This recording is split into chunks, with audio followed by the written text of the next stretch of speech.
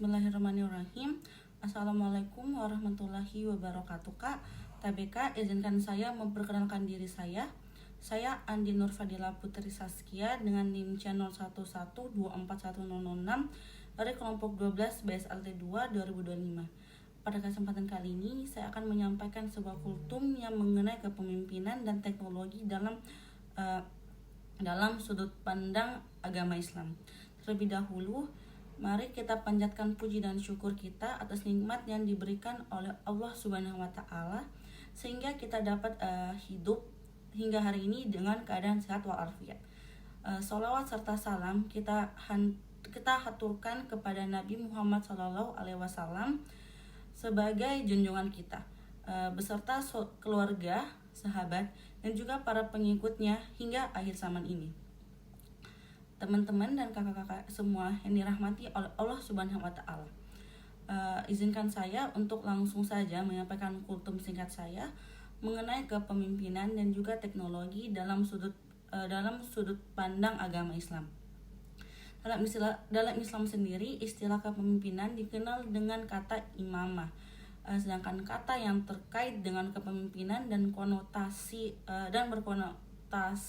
pemimpin dalam Islam itu ada 4, dan 4 diantaranya yaitu imam yang dijelaskan pada surat Al-Baqarah pada 124, Khalifah pada Al-Baqarah ayat 30, Malik pada Al-Fatihah ayat 4, Wali pada Al-Araf ayat 3.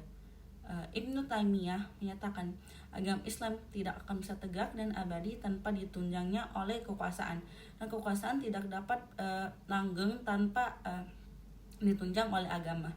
Maka dari itu muncullah sosok pemimpin ini.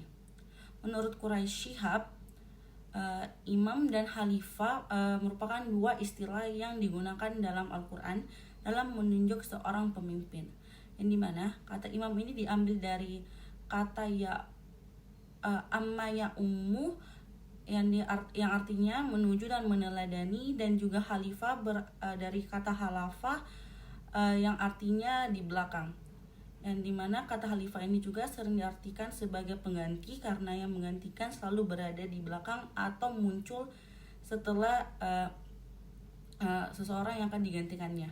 Adapun dasar-dasar kepemimpinan dari sudut pandang agama Islam yaitu pertama, pemimpin tidak boleh seorang kafir, sebagaimana hal ini dijelaskan dalam surah An-Nisa ayat 144, dan juga seorang pemimpin bukanlah orang yang mempermainkan agamanya, sebagaimana firman Allah dalam surah Al-Maidah pada ayat 57, dan juga seorang pemimpin harus ahli dalam bidangnya, sebagaimana sabda Rasulullah Shallallahu Alaihi Wasallam, yaitu apabila suatu urusan diserahkan kepada yang bukan ahlinya, maka tangguhlah masa kehancurannya.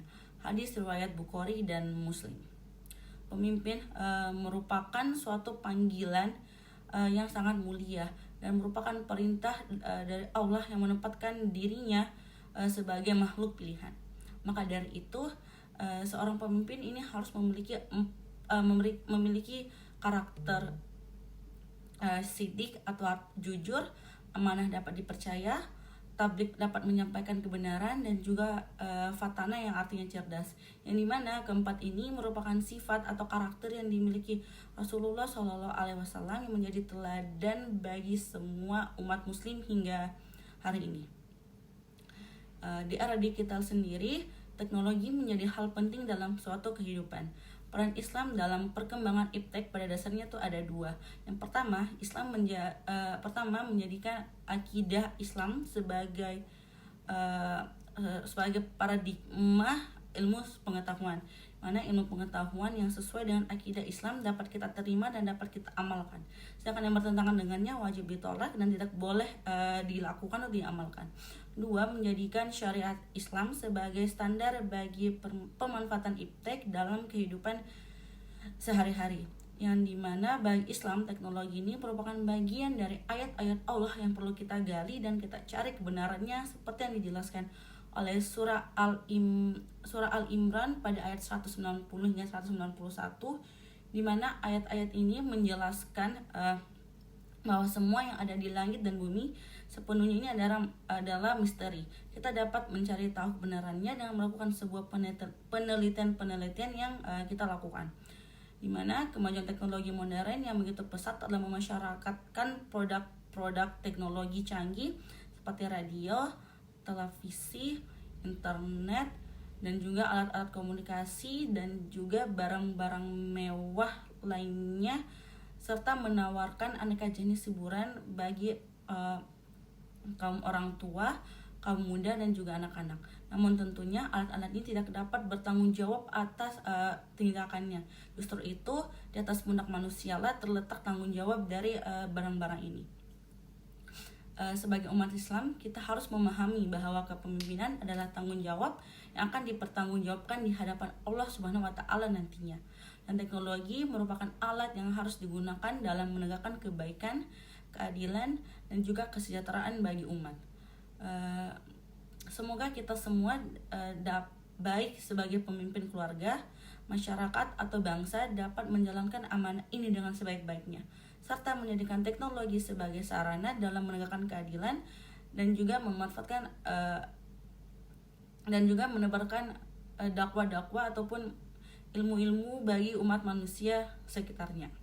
Sekian dari saya, kurang lebihnya mohon dimaafkan. Wassalamualaikum warahmatullahi wabarakatuh.